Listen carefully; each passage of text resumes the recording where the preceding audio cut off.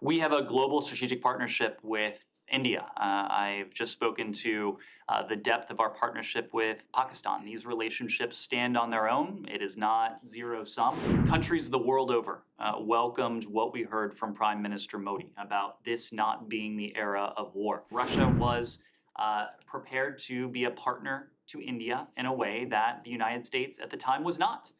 Of course, that has changed in recent decades. The United States is now a partner of, we hope, first resort for India.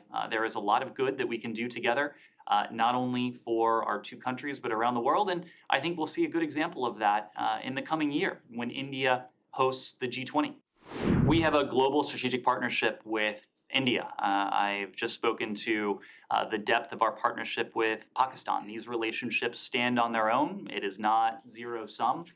We see the importance, the indispensability really, of maintaining valuable partnerships with both our Indian and our Pakistani friends. Each of these relationships we don't view them in relation to the other. Each of these relationships also happens to be multifaceted. So even as we deepen our global strategic partnership with India, we also have a relationship in which we can be candid and frank with one another, where we have disagreements or concerns. We voice those just as we would with our Pakistani friends as well. Yes. Thank you, Nat. Thank you. We'll go ahead. Just going back, as far as U.S.-India diplomacy and relations are concerned, Secretary Blinken is a household name in India because of U.S.-India relations and also diplomacy between the two countries. I'd like to have comments that what you think or what Secretary Blinken thinks about U.S.-India relations, but also at the same time, last week, as my friend said, at the United Nations Security Council, heated argument took place between the two countries, between the India and Pakistan, also between the two foreign ministers, India and Pakistan, blaming to each other. Indian foreign minister said that about terrorism, Pakistan is supporting terrorism, and then Pakistani foreign minister said so and so and so, and butcher and calling names to Prime Minister Modi.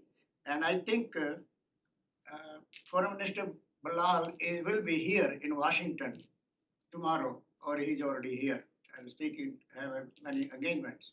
My question is, he called names to Prime Minister Modi, and back home in Pakistan, his minister threatened India with nuclear weapons, that we have nuclear weapons, and they are not just to show them off, and we can use them. What I'm asking you, when Secretary Blinken is engaged with both countries, so what do you think now, and what do you think about this? And now he's going to engage with many regional countries when he visit on that. Situation is very heated up between India and Pakistan, also back home. So where do we stand now, as far as U.S. is concerned? Sorry. So a couple things. Number one, we have, as I said before, a global strategic partnership with India. Have also spoken about the deep partnership we have with Pakistan. These relationships in our mind are not zero sum. We don't view them in relation to one another.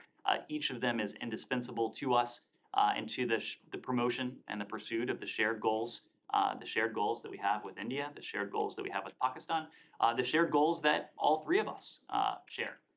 The fact that we have partnerships with both countries makes us, of course, leaves us not wanting to see a war of words between India and Pakistan.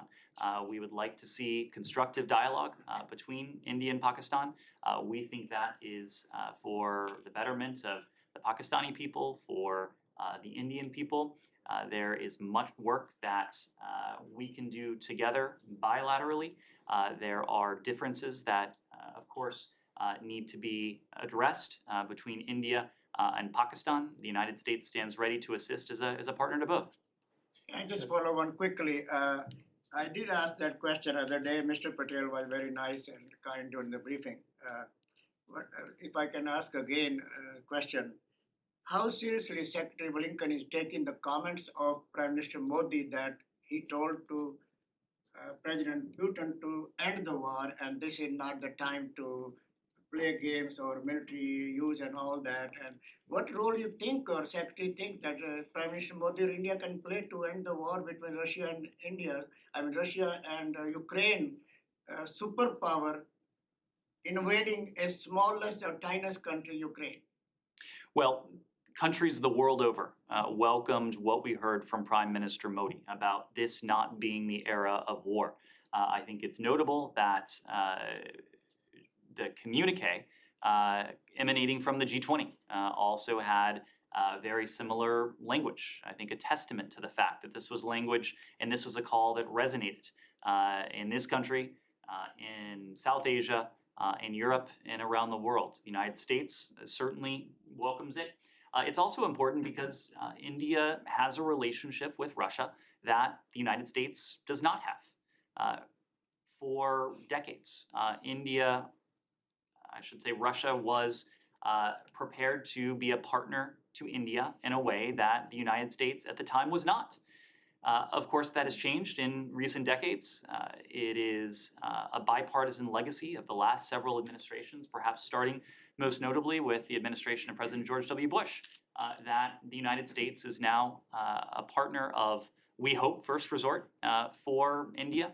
There is a lot of good that we can do together, not only for our two countries, but around the world. And I think we'll see a good example of that in the coming year when India hosts the G20. I know we'll have an opportunity to travel to India, to be in close touch with India in the context of the G20, and we'll be able to see what cooperation between our two countries and a broader set of countries can provide.